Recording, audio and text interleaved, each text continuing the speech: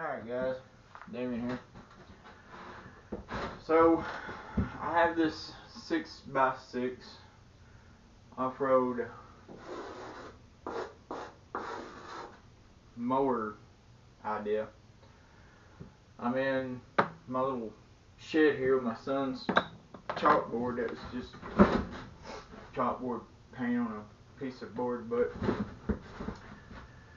so I had this theory of 6-wheel drive riding mower and to raise it up off the ground. So we'll say you'll have first transaxle here, blah blah blah, got some treads, blah blah blah, and you'll have, we'll just say your transmission here with the pulley and stuff. Well, you'll have your other one behind it, so y'all that does this knows this.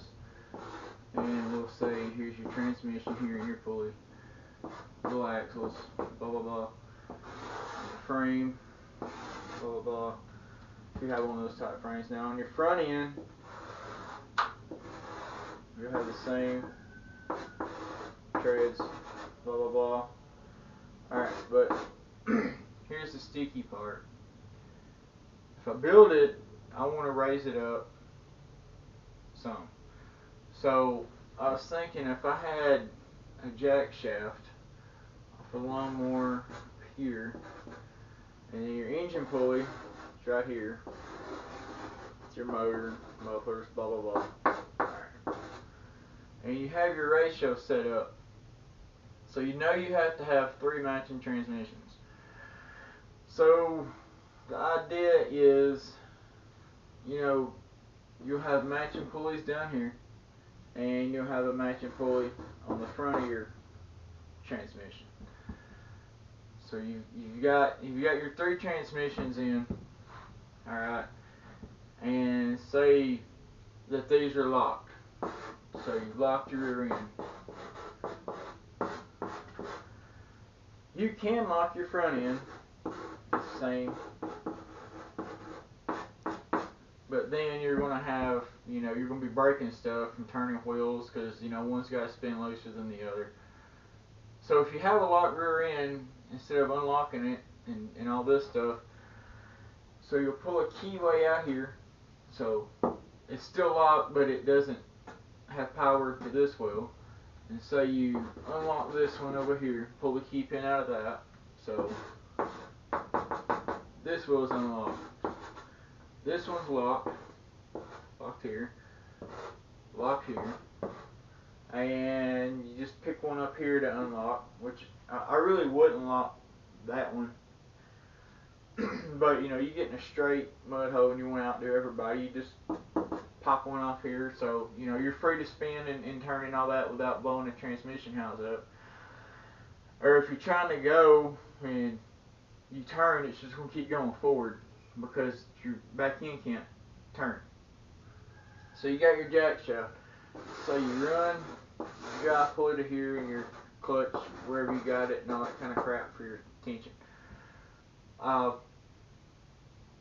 So the deal is if you run a shaft down, alright, and it connects to this, and this pulley connects to this shaft.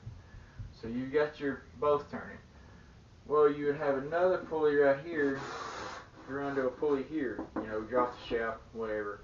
And being you're able to elevate and drop shafts and raise them up and adjust your pulleys, you could line all your wheels up. So you don't have a front end sticking up or a back end stacking up. And you could put, a square tube of pipe, weld some angle iron up, but you're going to have to put some angle iron together to fix these two together anyways.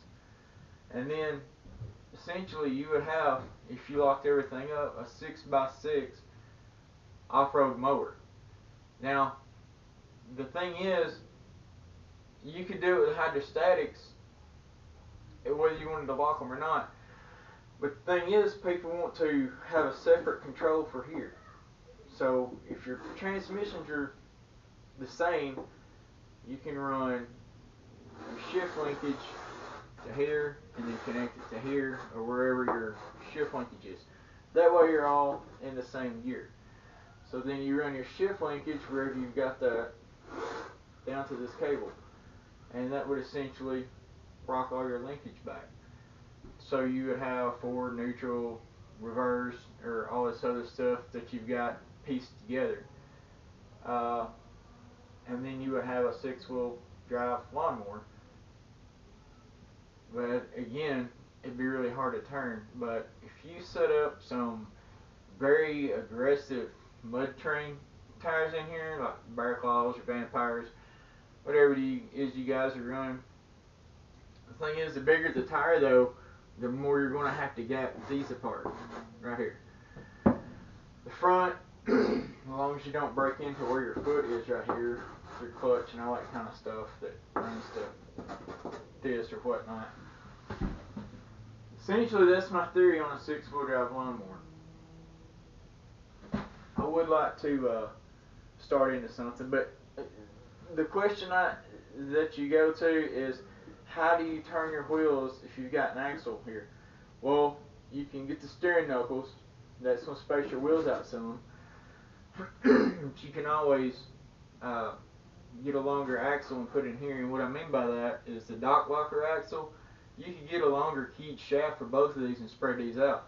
You can spread them out enough to add another wheel, you know, and then you would have